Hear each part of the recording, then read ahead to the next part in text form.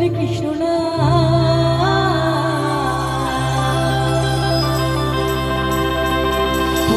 তোর সকল মনস্কার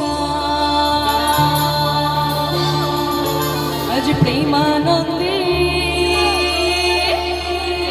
বাহু তুলে নাচরে কৃষ্ণ বলে।